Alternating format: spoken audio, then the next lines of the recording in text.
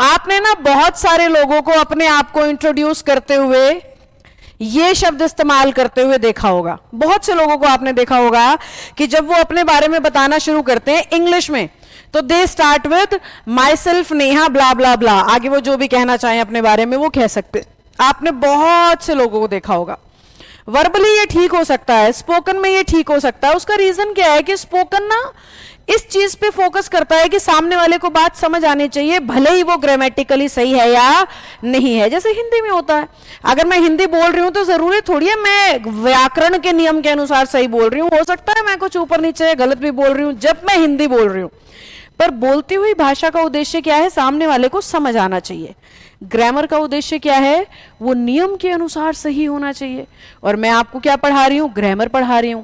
तो नियम के अनुसार इंग्लिश ऐसा मानती है कि माई सेल्फ जो शब्द है वो कभी भी किसी भी इंग्लिश की लाइन में शुरू में तो आ ही नहीं सकता। वो सेंटेंस की शुरुआत तो कर ही नहीं सकता। माई सेल्फ नेहा करके हम बात कर ही नहीं सकते। क्यों? क्योंकि माई सेल्फ सब्जेक्ट नहीं होता है, और इंग्लिश के सेंटेंस की शुरुआत को सब्जेक्टिव केस से, यानी आई से, वी से, यू से, नेहा से सीधा यहां से शुरुआत देना सही माना जाता है। हालांकि एक्सेप्शन भी है हर चीज के, पर ये रूल सीधा सीधा क्या कह रहा है कि माई सेल्फ को अगर आप इंग्लिश की लाइन की शुरुआत में लगा रहे हो तो माई सेल्फ तो दो ही काम कर रहा है भाई, या तो वो इंग्लिश में रिफ्लेक्सिव प्रोनाउन होता है और या वो इंग्लिश में एम्फेटिक प्रोनाउन होता है। अब जब वो रिफ्लेक्सिव प्रोनाउन होता है तो उसे वर्ब के बाद इस्तेमाल करते हैं, और जब वो एम्फेटिक होता है तो उसे सब्जेक्ट के बाद इस्तेमाल करते हैं। कैसे मैम? अभी तो लिखा था थोड़ी देर पहले, याद करो, ही हैंग्ड हिमसेल्फ। क्या लिखा था? ही हैंग्ड हिमसेल्फ, उसने लटकाया खुद को। तो ये जो हिमसेल्फ है ये यहां पे रिफ्लेक्सिव प्रोनाउन है। क्यों? क्योंकि इस हैंगिंग का असर वापस सब्जेक्ट पे दिख रहा है। यही तो रिफ्लेक्शन का मतलब है।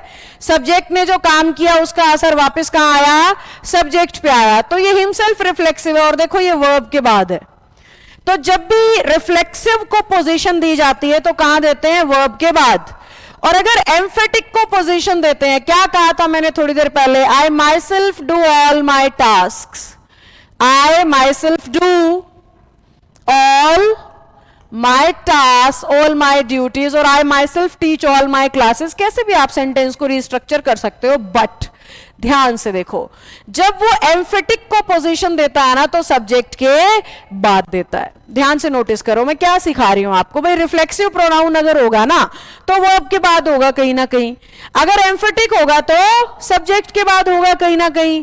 और इंग्लिश में सेल्फ से खत्म होने वाले शब्द और सेल्फ से खत्म होने वाले शब्द या तो रिफ्लेक्सिव होते हैं और या एम्फेटिक, उसके अलावा कुछ और होते ही नहीं है। या तो रिफ्लेक्सिव होते हैं या एम्फेटिक। अगर वो रिफ्लेक्सिव है तो वर्ब के बाद होने चाहिए, अगर वो एम्फेटिक है तो सब्जेक्ट के बाद होने चाहिए। और अगर आप उन्हें सेंटेंस के शुरू में यानी पहला शब्द यही बनाते हो तो ना तो वो वर्ब के बाद प्लेस होता है बेटा, ना सब्जेक्ट के बाद, यानी लॉजिकली उसकी अपनी कोई पूरी सेंस नहीं होती। तो इसलिए जब भी आप अपने आप को इंट्रोड्यूस करते हुए माई सेल्फ से सेंटेंस को शुरू करते हो तो ग्रामेटिकली वो स्ट्रक्चर, वो कंस्ट्रक्शन सही नहीं मानी जाती। हालांकि स्पोकन ग्रामर के रूल्स को अवॉइड करता है। क्यों? क्योंकि मैंने शुरू में भी कहा वीडियो के, स्पोकन का मतलब है सामने वाले को बात समझ में आनी चाहिए। हमारे मुंह से इंग्लिश निकलेगी, धीरे धीरे फ्लुएंट हो जाएगी और धीरे धीरे करेक्ट हो जाएगी। हम इस उद्देश्य से उसको बोलना शुरू करते हैं, पर मेरा फोकस आपको ग्रामर दिखाना और सही सिखाना होता है। तो सही ग्रामर कह रही है आप माई सेल्फ से शुरुआत ना करें।